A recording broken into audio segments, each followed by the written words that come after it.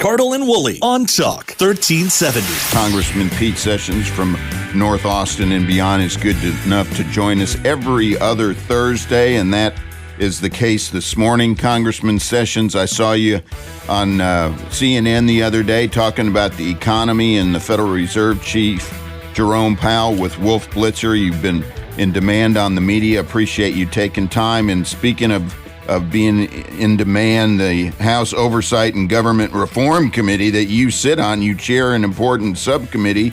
We've got Ghislaine Maxwell, we've got the Epstein files, we've got now all of a sudden the I think I'm going to go like some analysts are saying, the greatest crime in the nation's history and cover-up with the Biden and the Obama targeting of Donald Trump. Congressman Sessions, appreciate you joining us. Let me ask you first, what do you make of Tulsi Gabbard's announcements the last couple days? I was with Tulsi 2 nights ago at the White House, and she is very confident that the sources, data, information, and direction of not just intent, but actual playing out of that plan were achieved. And I've not seen the data. I've not seen it. We will, with some oversight ramifications, see it. But it is literally, as she suggests, a plan. Really? That was concocted. So there you go. A plan concocted and launched. The shocking news, although some have been anticipated, by the president himself in the Oval Office. What does Congress do from here, or do we wait for more of it to play out at the Department of Justice, where it's been referred for criminal prosecution? As always, that you've heard me say for about the last 70 years, Jim, we have to wait. We have to be deliberate. The information, the data, the processing, the sources, all these things need to be vetted now by the Department of Justice. It is not unusual, but it's when you go and preempt things like this, you create certainly a demand by people to want to see these things. But this was done with the Epstein files also, and you really need to be careful about what expectation you set. So I hope that the Attorney General reviews this. I'm sure she will. I'm not worried about that. But it takes a meticulous viewpoint, very disciplined, and her words. I've talked to her. I mean, I'm not worried about her views, and nor am I worried about what she sees. But she's not just a friend. She is a meticulous, thoughtful person artful, who I have confidence in. So we will wait and see. But once again, it may take a whole year. Pete, with the exception of... Does Jim Cardle have a year to wait? Yeah, I don't know. That's a long time. You and I may. The American public's the other thing. All right, Pete, with the exception of the names of the young girls, do you support releasing the entirety of what we have on Epstein? I don't think there's 5 people. Maybe there's 9 in Congress. The Rules Committee had their whack at it. This is a heinous effort by anyone to plug these up. But I will say to you that when anyone comes in as Attorney General, perhaps President, but Attorney General, yes, FBI Director, you have things that reside within your confidence. In other words, they are within your department. They have been there. The Biden administration chose not to do, that we saw publicly, anything about this. So my sense is if Mr. Trump had been anywhere near that with culpable information, you would have seen it. They threw everything else at him. So I think we ought to get past this, that it is maybe one of the mainline politicos, and really go to why isn't this information being out? And evidently there are some people in there that do not want it revealed.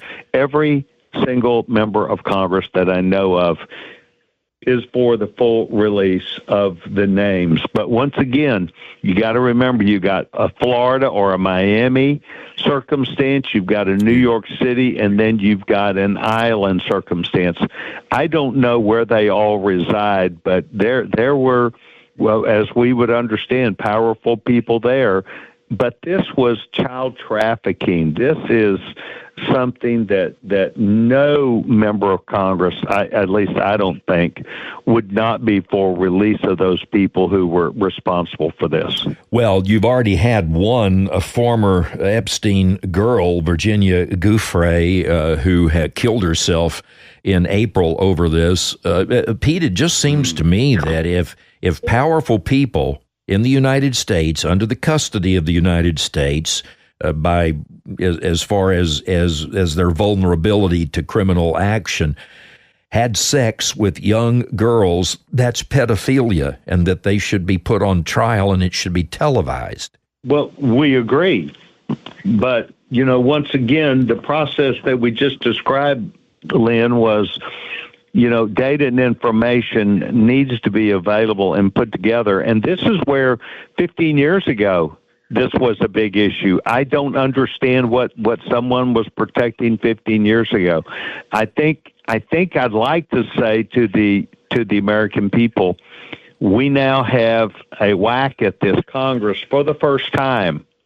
And I would anticipate that we are going to be for release of appropriate, or at least a hearing about what is being hidden. I in no way want to out the young girls. They were taken advantage of. Mm-hmm. But I think there's a lot of data and information that, in particular, a lot of conservative Republican women who are raising heck about this.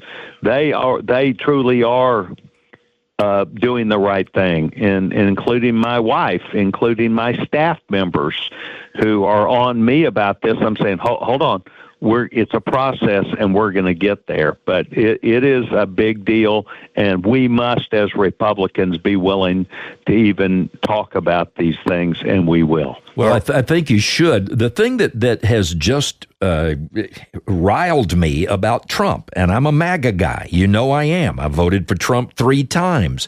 But he told me and the rest of MAGA over and over and over, as did Kash Patel, as did Bondi, as did Dan Bongino, that they would release everything. And now Trump wants to talk about anything but Epstein. Do you have any clue? Can you help us at all understanding this change?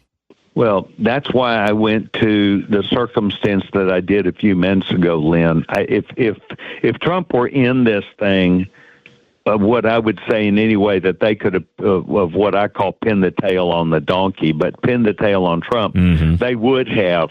I think that the questions abound. Who gave the loans for all these things? Where did they come up with the money? What were those? Who are those people? They have thousands of, or at least hundreds of hours of tapes inside each of these circumstances. The home down in Florida, his home in New York City, and the island. And somebody is protecting somebody, and I'm worried about it. And I would like to say we're going to get to the bottom of it, but we're going to give a whack at it. But once again, I think that people, and you remember, I know people who are in these positions. When my dad was FBI director, he knew you do not mislead people. He lived off an axiom, say what you mean and mean what you say. And if you open up your mouth and start to go down a direction, you better be willing to back it up. And there are people who are on both sides of this issue, and I don't like it, and I think it's unprofessional. So we will presumptively have those people who have spoken about this before the committee to explain themselves. All right, folks, we're visiting with North Austin Congressman Pete Sessions. Be sure and follow him and check him out on X and Twitter at Pete Sessions. Congressman, final question from me. I'm going to go back to the Tulsi Gabbard and the Barack Obama treason revelations that have come out. People aren't remembering, it seems to me. Hillary Clinton didn't really campaign the last 10 days of that election. It was as if they knew they had the thing in the bag or something that was up. Now we are looking back and seeming to forget the circumstances that James Comey, Clapper, Brennan, and the like. Give us your thoughts. The brevity and the absolute mental temerity to sit in the White House and to try and hatch. It wasn't Russia. It was the White House that was threatening democracy. Your overall thoughts on that? Well, in fact, it was as many times there is a plan that concocts what you do, and that plan then becomes something if revealed that people see, and it's the plan that we're talking about. We know what they, quote, actually did. We saw it played out, and it was meant for a number of reasons, but I think that Mrs. Clinton did not, over those last couple of days, campaign hard. And in certain places, like, as I recall, you're bringing it to my attention, maybe Wisconsin and Michigan. Exactly. She didn't even go to those places. Is there a reason why? Yes, I think there is a reason why, but mostly at that point, they knew the truth. They were going to lose.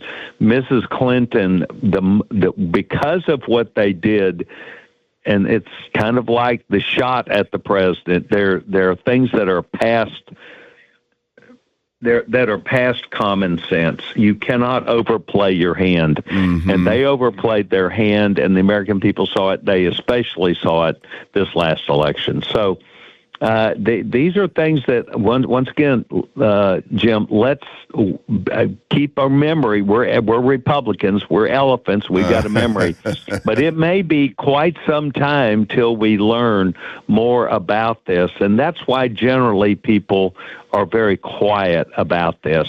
But it is fair to at least, I guess, pop it out now, and then we're just going to have to hold on and wait. Yeah. All right. Well, to be continued on both of these stories, yes. Epstein and Barack Obama and the election. And, of course, we'll talk to you again in a couple of weeks, Pete. That'll be great. I will tell you, I have never, ever seen our country, except maybe back to Reagan or after 9/11 with President Bush, the pride of authorship of so many people wanting to rush our country to be with us. And I just think we have to know this is a phenomena that we cannot put in a bottle, but we can make it last a long time. And that's the direction we're going. Love it. Absolutely. All right, sir. Thank you so much for being with us. Cardle and Woolley, weekday mornings, 7 to 10 a.m. on Talk 1370.